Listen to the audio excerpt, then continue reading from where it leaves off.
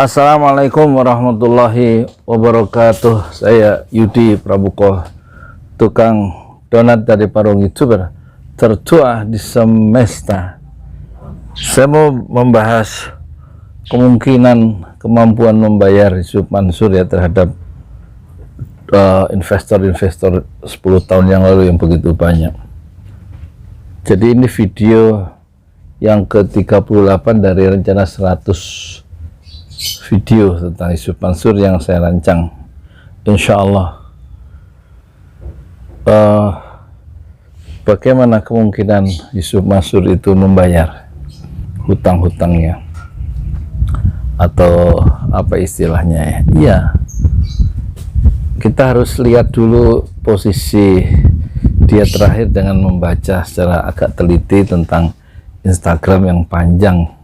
Jawaban dia terhadap seorang wartawan yang ingin mengklarifikasi melalui video call saja tentang tuduhan bahwa seorang akademisi menuduh Yusuf Mansur itu penipu.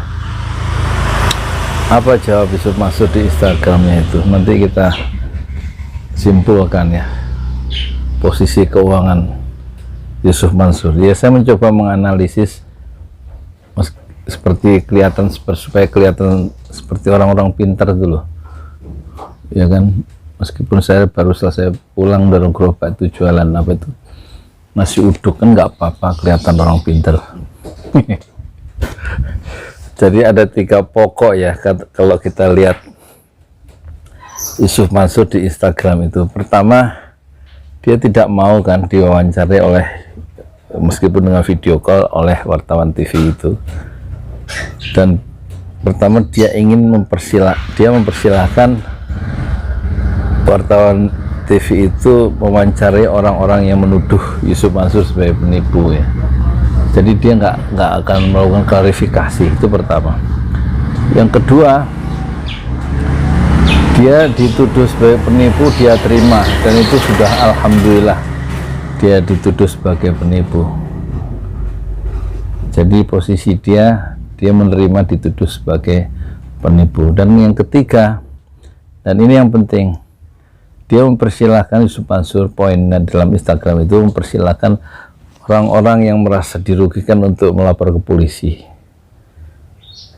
ya, melapor ke polisi siapa sebenarnya menipu, siapa yang sebenarnya ditipu, dan siapa yang sebenarnya bermain dalam persoalan ini. Dan yang keempat, Yusuf Mansur menegaskan dalam Instagram itu dia tidak akan lari, tidak akan meninggalkan pesantrennya, tidak akan meninggalkan kotanya, tidak akan meninggalkan negerinya, dan tidak akan meninggalkan rumahnya. Itu poin dari Instagram itu. Persoalannya sekarang yang tersisa, dan ini yang tidak disentuh oleh Yusuf Mansur, uang yang ribuan orang itu, yang 10 juta, 12 juta, yang ratusan juta, yang miliaran, sepanjang yang terungkap pengakuan dari orang-orang yang uangnya belum kembali itu, baik di channel Cia TV, di channel Thayyibah, di Thayyibah channel maksud saya, di channel Cahaya Islam, dan di channel-channel yang lain yang bermunculan satu demi satu, dan semuanya menggempur Yusuf Mansur. Ini kita bisa melihat ya, persoalan intinya adalah uang mereka, orang-orang yang merasa dirugikan oleh Yusuf Mansur, hanya satu keinginannya, yaitu uangnya kembali. Dan Yusuf Mansur jawabannya dari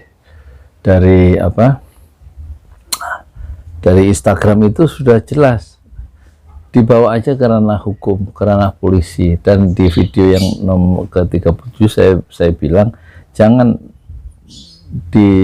diikuti langkah permainan dari Yusuf Mansur supaya dibawa ke polisi, karena akan tidak menyelesaikan masalah.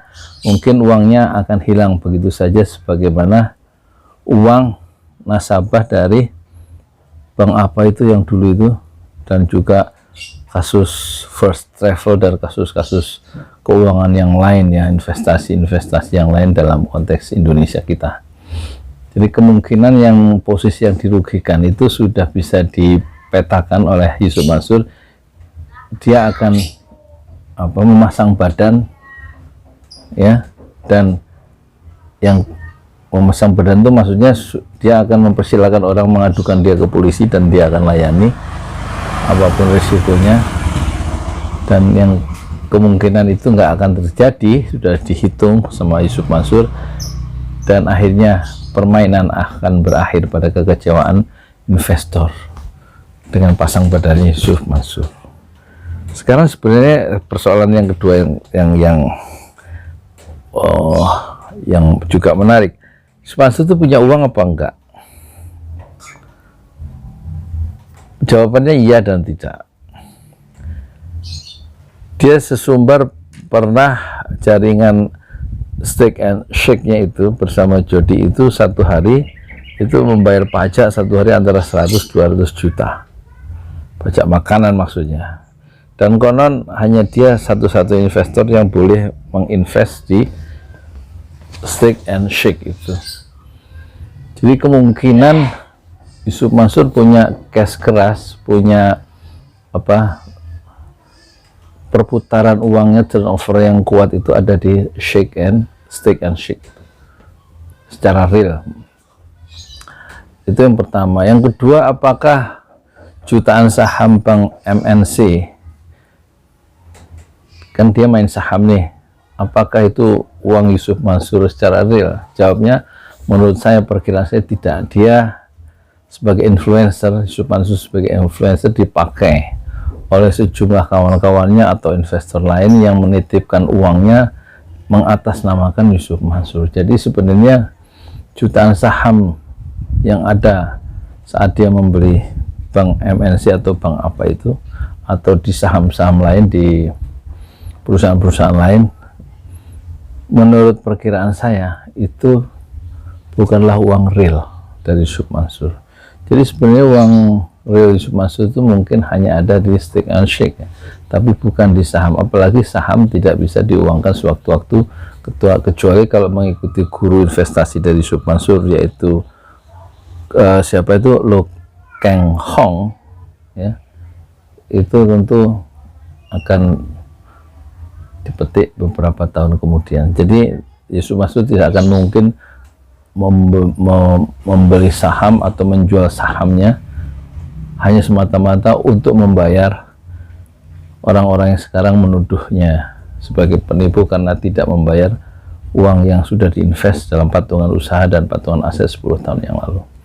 Jadi kesimpulannya, kemampuan membayar Yusuf Mansur saya kira sebenarnya tidak punya, dan dia akhirnya pasang badan dan mempersilahkan semua orang untuk melaporkan kasusnya ke polisi, dan dia yakin Yusuf Mansur dengan masang badan itu orang lain tidak mungkin bisa melayani satu persatu dengan cara dan nafas yang panjang. Saya Yudi Pramuko, tukang donat dari Parung, YouTuber tertua di semesta. Fasbir Sobro Jamila, bersabarlah dengan kesabaran yang indah. Assalamualaikum warahmatullahi wabarakatuh.